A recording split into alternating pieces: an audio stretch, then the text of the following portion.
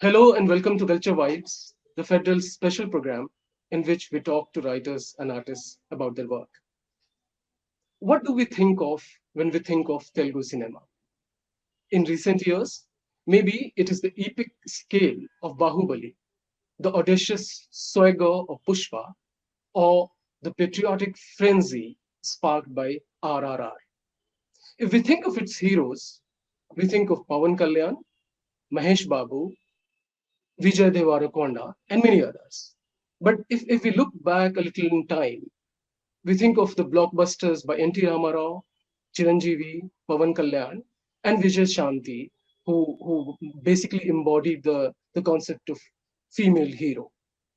To discuss what makes Telugu cinema special, we have with us Mukesh Manjunath, the author of The Age of Heroes, The Incredible World of Telugu Cinema, which has been published by HarperCollins and which recently won the award at MAMI Film Festival in Mumbai.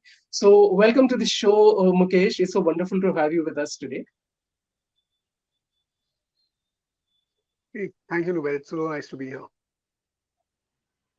Yeah. So, Mukesh, let me. It's a fascinating book, as I said, and through personal anecdotes and stories of your grandmother, and you also grew up on cinema of the 90s and 80s, 80s and 90s, and the book is interesting in so many ways, and I think one of the most fascinating studies of Telugu cinema in recent years, which is important even for those of us who are not really aware of the nitty-gritties of how Telugu cinema works and how it's the cult of its heroes.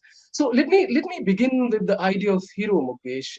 You write, of course, you term them as Pied Pipers of Telugu cinema, and you write that they are the ones Yeah, who use various tricks in their toolbox to lure us to, of course, the theaters, but also in so many ways become socio-political figures in the popular imagination of the Telugu-speaking world. And I wanted to understand from you, uh, could you talk a little bit about the idea of hero that makes Telugu cinema so distinct? I think you write somewhere that all Indian film industries have produced stars, mega stars, and superstars. But the peculiarity that sort of differentiates the Telugu film industry from others is that Telugu films don't just produce stars; they manufacture heroes, right? And in many ways, in the Telugu yeah, speaking states, it's the age of heroes, in the book is also exploring the reasons behind the rise of these stars and these heroes.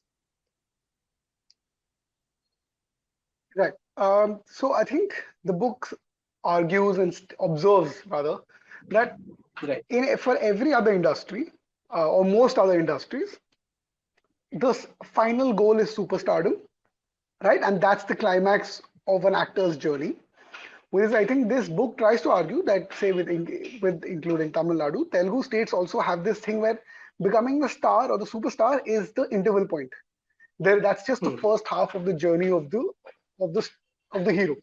The second half is about how they become a political entity themselves, whether by attaching themselves to an existing party or starting a new party. But you're a star at midpoint, but you become a hero when you complete the political journey. And of course, there are few people who have tried, few people who have succeeded, and there are few people who are still trying on who are on their way there. And that to me is how I defined the heroes of Telugu cinema. And to me, that is a very interesting phenomenon, right? And I think what I liked more about Telugu cinema, because I know there's a phenomenon that say that happens even in Tamil Nadu, right?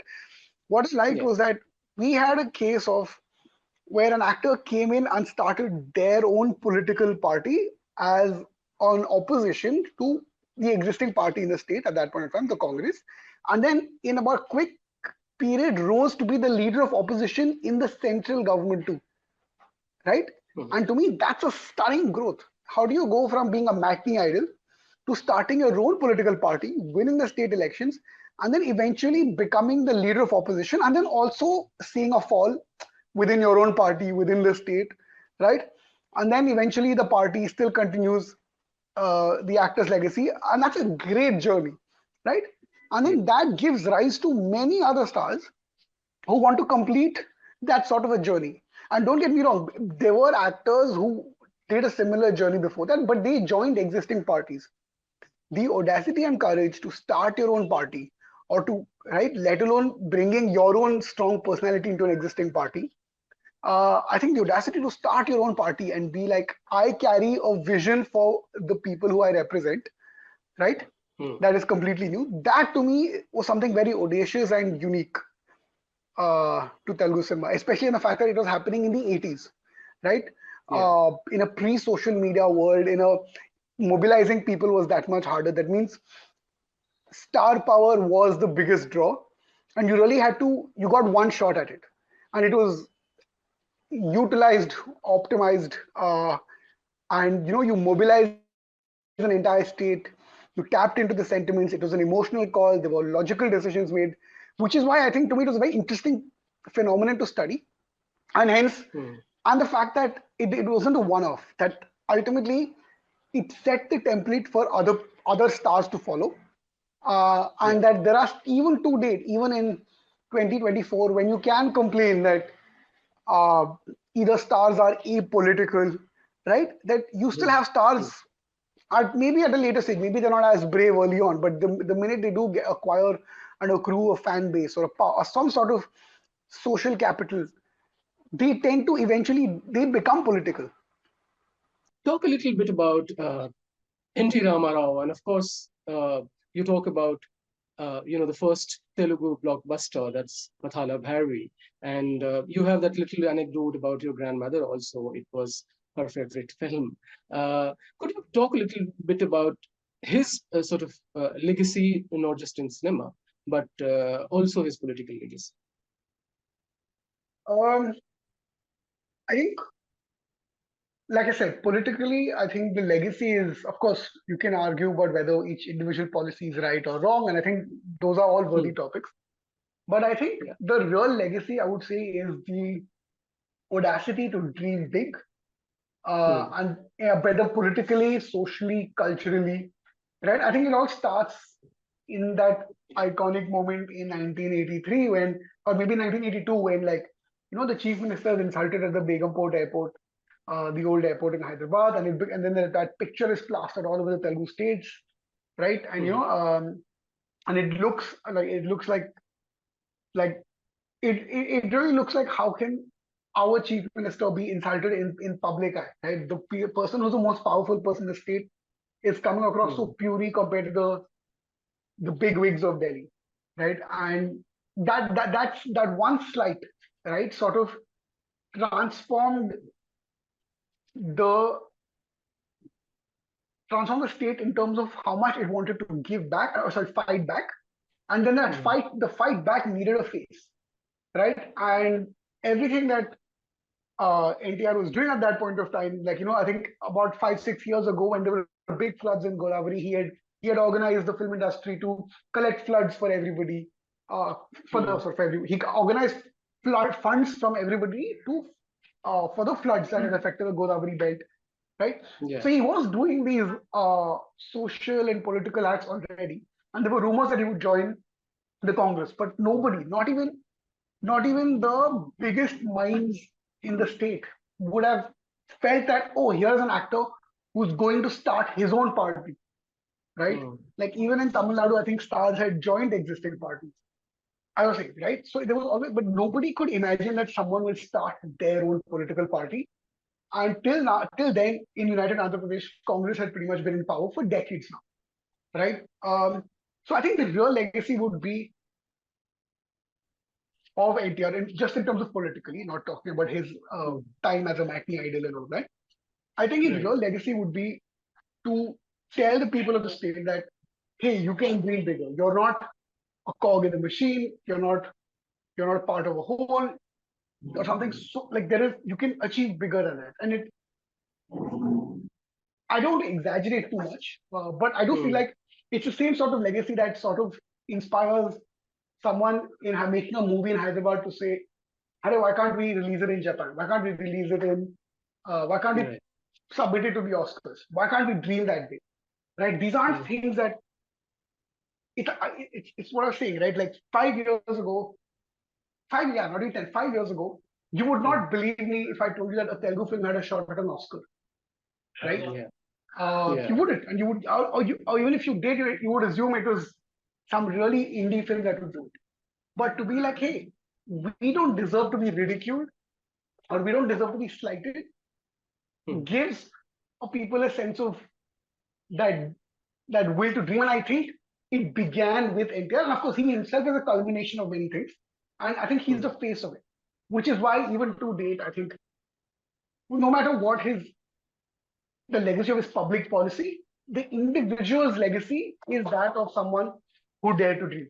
This question about the folk tales and myths and divinity, and I think even though those films of 80s and 90s particularly, they were very removed from, say, what a realistic film would look like, but there was a certain credibility to it because we believed in that, the hero being the savior of everyone, the society, and that who ultimately in the end would triumph over all odds. So that mold, do you think, still persists to this day in Telugu cinema? That there's this whole mold of the hero as the savior. Uh, I, I think, yeah, of course, it does. It is a fundamental Mm-hmm. fabric of Telugu cinema, right? That something Yeah. needs to be slightly bigger. Uh, I think where it comes from and where it stems from is the idea that, hey, ultimately, folk tales is the primary storytelling culture of the Telugu states. I'm not saying it's not there Yeah. in other states. Of course, that's not what I'm saying. I'm saying here it Yeah. is the primary fabric, and somehow literature and reading books never caught on the way it did, say, in Kerala, in Tamil Nadu, right? It Mm. fundamentally remained about folk tales, which means that in folk tales, art is exaggerated, right? Mm.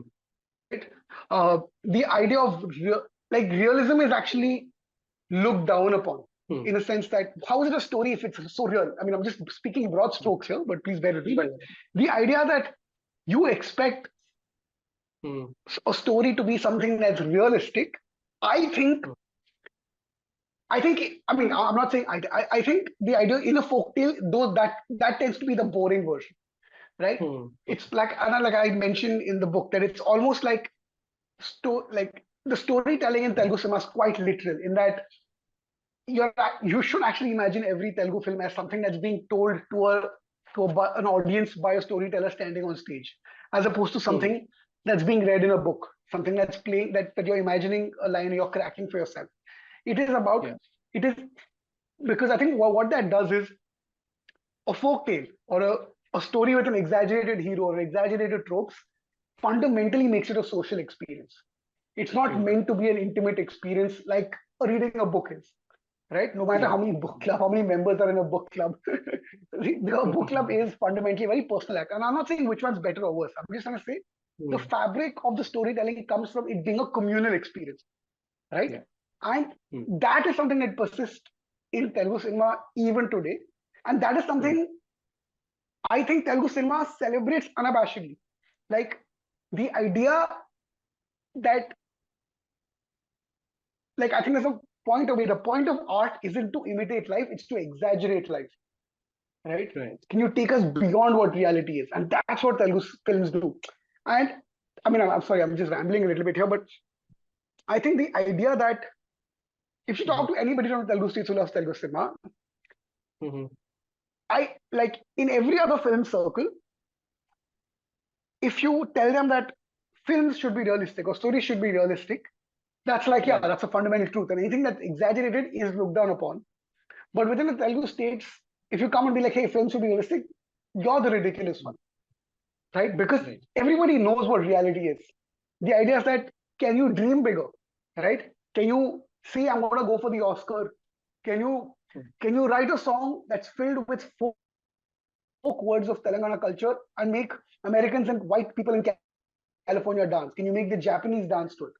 Right? It's the same Yeah. audacity that makes a person go, hey, my people were insulted. I'm going to start my own political party and win Mm. the state, not just my constituency, win the election, take up the party and be the leader of opposition. Right? I think Mm. somewhere Mm.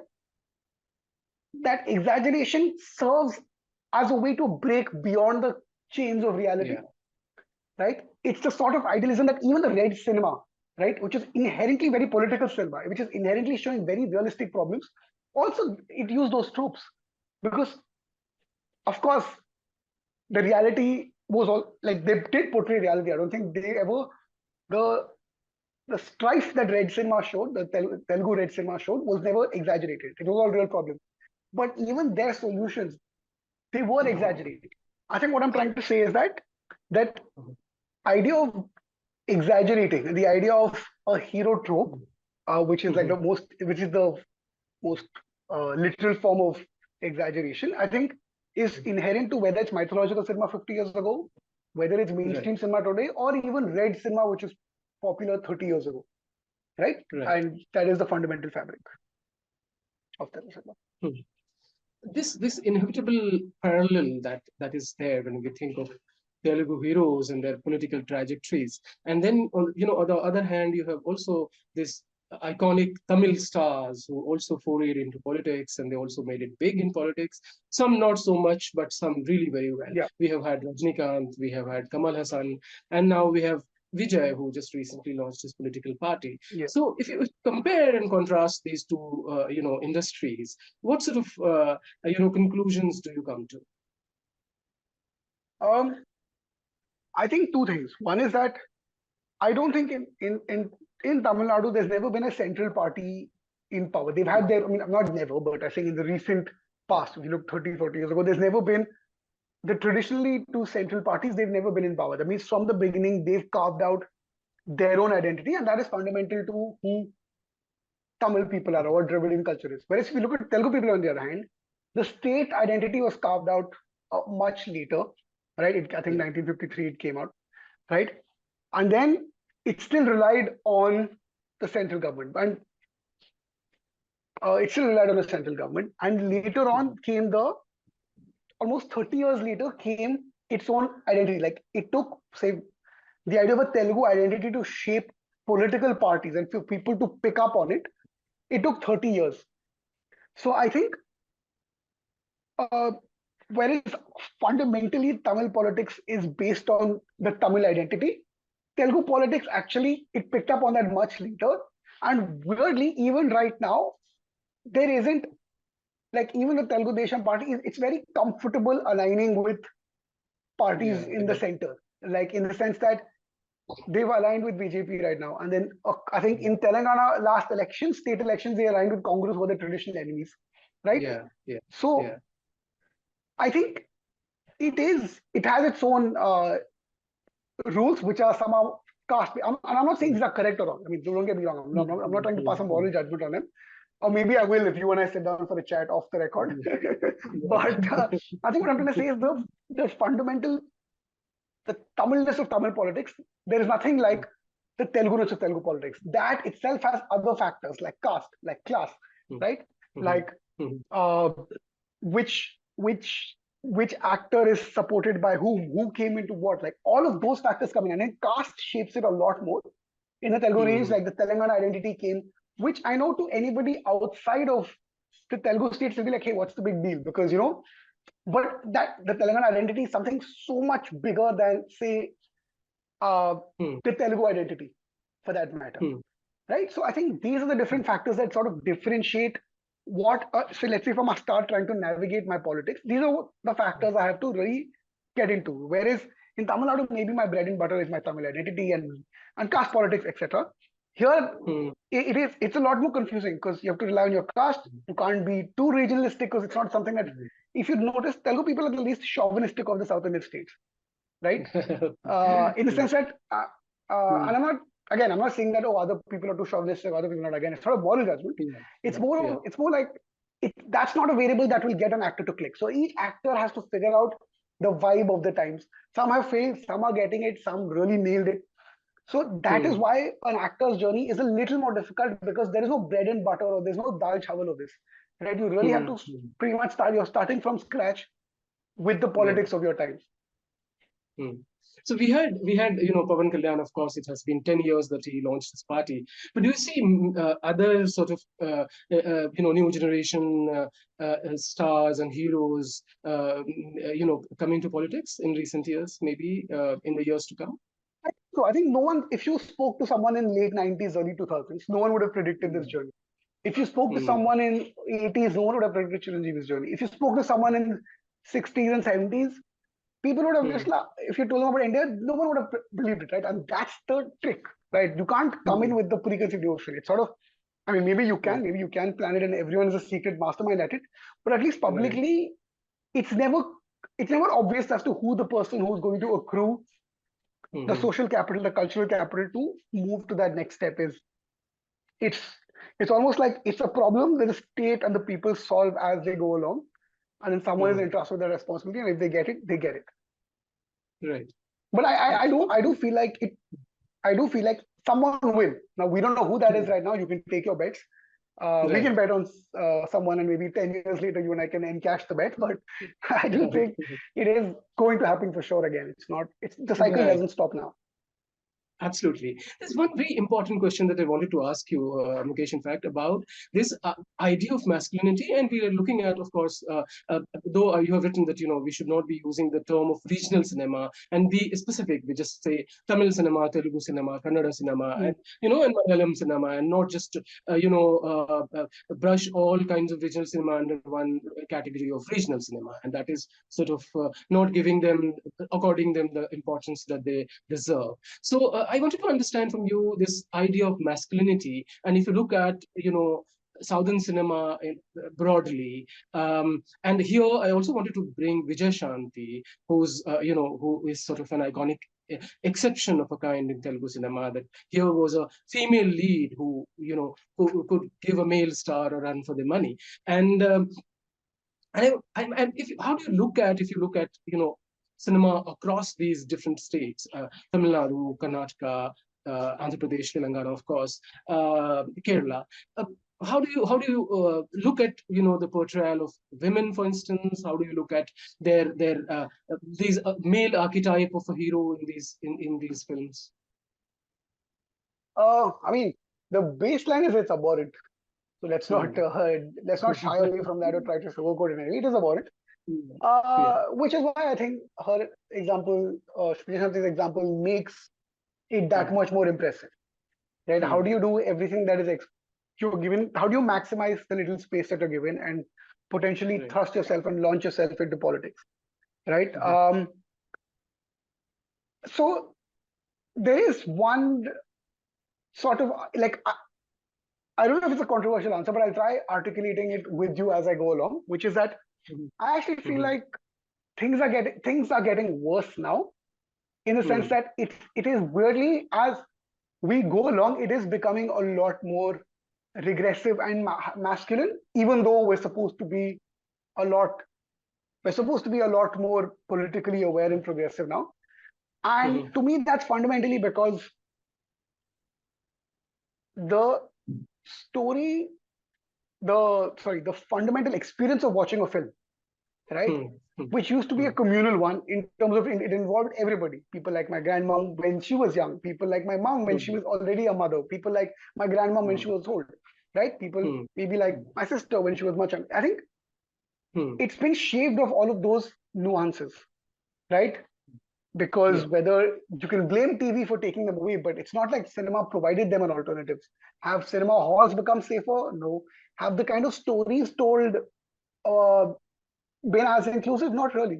I think there were a Hmm. lot more uh, films with women as protagonists or with women characters having much more nuance back in the 80s and 90s. Even red cinema, for Yeah. that matter, had much more. It Hmm. might not have had nuance in terms of a storytelling gaze, and maybe it used melodramatic tropes, but it did Hmm. put front and center a lot more women, whether plight, whether their humor, whether their problems, whether their victories, right? Whereas now, I think cinema, especially Telugu cinema, Hmm. and I don't want to speak for other industries, but I'm sure it applies to other industries as well at some level, which is that it has a very young male gaze to it, like almost like Yeah. a teenage boy's gaze. And that is Hmm. because cinema halls are filled with only that demographic. And Demographic, yeah. somehow, whatever that demographic is entertained by, Hmm. that becomes sort of the norm or the precedent that's set by the Hmm. storytelling. So you're trying to entertain to those who come on the first day, second day, right? Which is why there's an aggressive, like fans are given, fans have always been given importance, but now it's catering Hmm. and appealing to those fans becomes that much more important. You know, the idea that, hey, oh, people are a lot more distracted now. That those are usually things you hear about teenagers. I don't think adults are. I think adults are actually as paying as much attention as they used to earlier, right? Hmm. If anything, I would say that maybe adults now pay a lot more attention because I would hear stories about back in the day, people going out for smoke breaks during songs, people passing lewd Hmm. comments if a scene was boring. Whereas now people are Hmm. actually willing to give things a lot more attention. Hmm. But Hmm. the sadness is that in storytelling, it's not. Hmm. It used to be a lot more inclusive, whether for women or any other identity. Whereas right now, it's primarily it has the gaze of a teenage boy. So whether Yeah. you're addressing your love to your father in Hmm. an aggressive, animalistic way, it has uh, it's like a teenage boy's dream. Whether you're talking about love, it's a teenage Hmm. boy's anger, right? And maybe these are men in Hmm. their 22s and 23s, but it's still a very young, under nuanced. And I think that's really the problem. And the fact that someone like Vijay Shanti overcame that, right, Yeah. at a time, but I don't, which is itself very impressive, but I don't know if there's space for that now, right? Hmm. Hmm. Because cinema viewing experience has been reduced to a hyper, Hmm. I wouldn't even say masculine, just hyper masculine, right? Right. Because even if Yeah. it was masculine, there are many shades to it, right? Hmm. Hmm. Like there's a Tamil movie called Me Aragan that came out, which has a very nice tender masculinity. It still addresses the fact that Hmm. men are a lot more, or at least traditionally men are a lot more uncomfortable with Hmm. their emotions, but it still addresses the topic. But a hypermasculine film cannot do that, and it will. Right. Telugu films will remain hypermasculine until it starts. It Hmm. only caters to a, and it's a vicious That cycle, is right? something they You're want to because you're keep it. catered to the people who turn up on first day, but then you're Yeah. saying other people aren't coming, but you're not.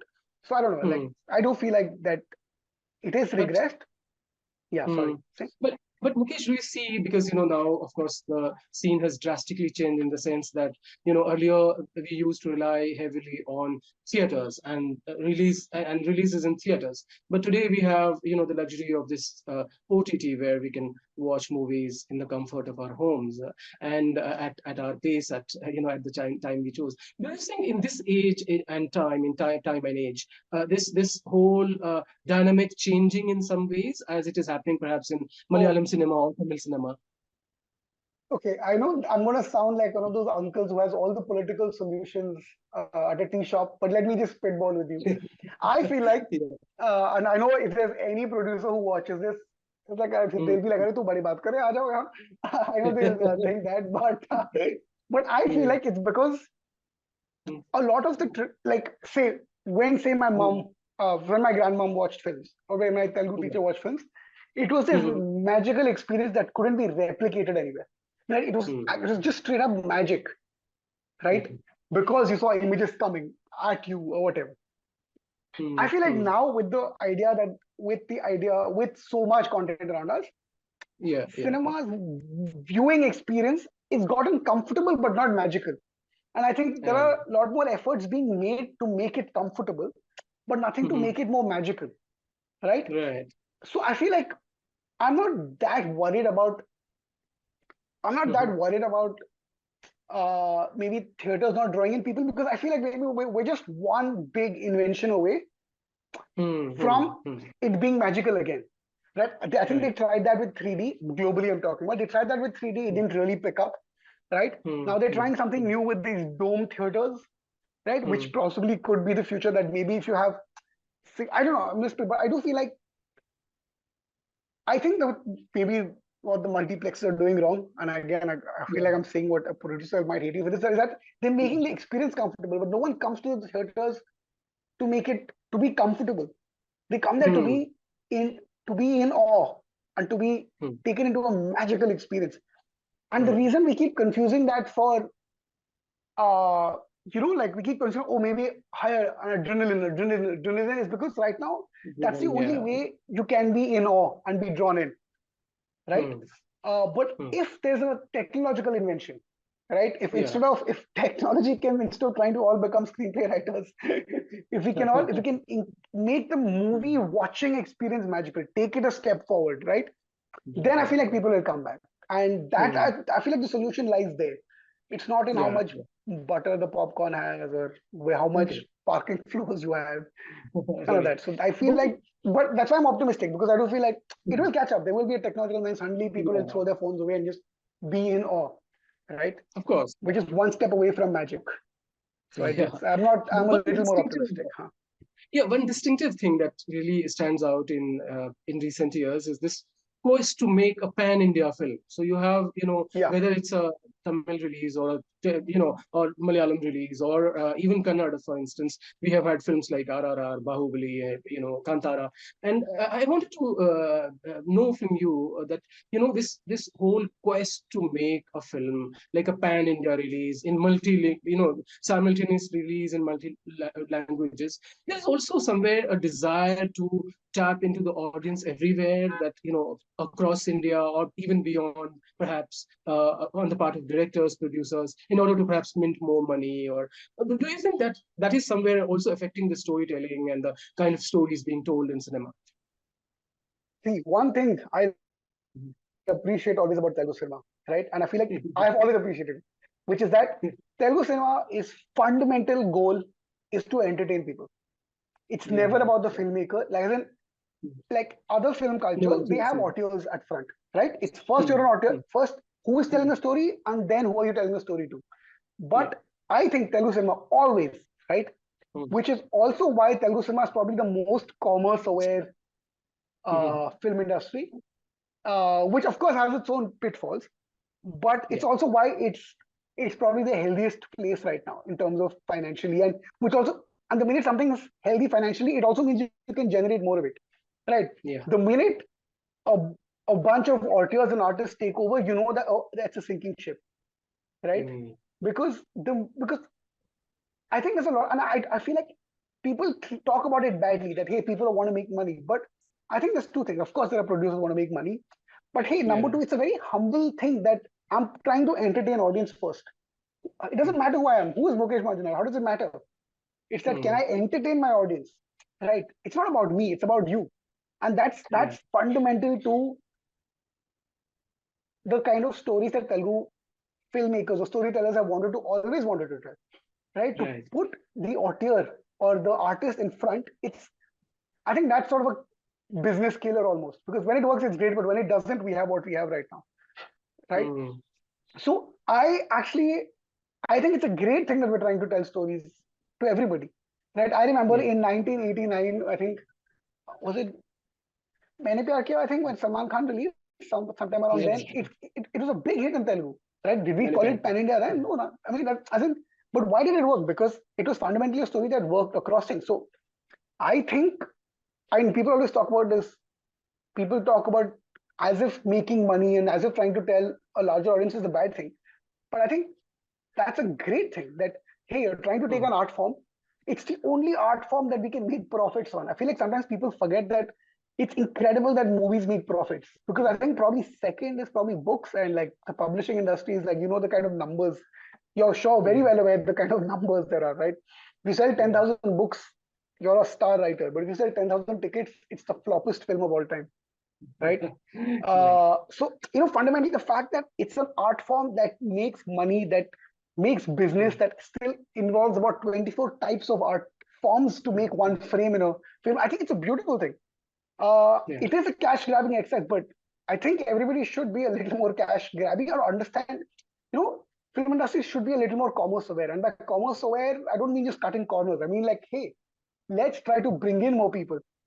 Let's try to entertain more people. Like, Yeah. it is not a coincidence that I think the two biggest films with the two largest footfalls are, I think they're probably Sholay, Bahubali 2, and DDLJ, right? Yeah. I think these are the three, roughly, maybe I'm wrong, but these are definitely in the top 10. But look at Hmm, those stories. Like, they are the most universally loved stories in India, right? yeah. One is a romantic comedy. One is your classic village. Two heroes save a village, and the third one is this fantasy. It is a great thing. Like, I don't know. I feel like especially slightly artsy types, auteurs get very defensive about being something going pan India or people trying to make money. But I think, hey, what does making money mean? You're attracting audience. You're increasing footfalls, right? You're trying to get more people. In fact, you're not trying to. I think the Telugu film, this fundamentally is trying to involve everybody. Whether you're watching this, it doesn't have this single screen in the sense that it's like a stand-up comedian, right? You're saying anything to get a reaction. You're saying anything to tell a joke, right? And I think that's actually something very humbling and beautiful, that you're like, ultimately the audience is at the center of what I'm trying to do. Of course, they'll fail many times and they fail spectacularly. But I don't know. Do you get what I'm trying to say? Sorry, I know I'm ranting a bit, but yeah, I don't know. We're short of time now, Mukesh. Thank you so much for joining us. The Angel Pharaohs is a wonderful introduction to Telugu cinema, and it's done through a personal lens. I also specifically like the way you end it with a quote scene of the hero, and so that sort of court, it's a nice book. I think I'll leave it to the audience to sort of look it up if they haven't already, and read it. They'll be rewarded. Thank you so much, Mukesh. It was really interesting and lovely talking to you.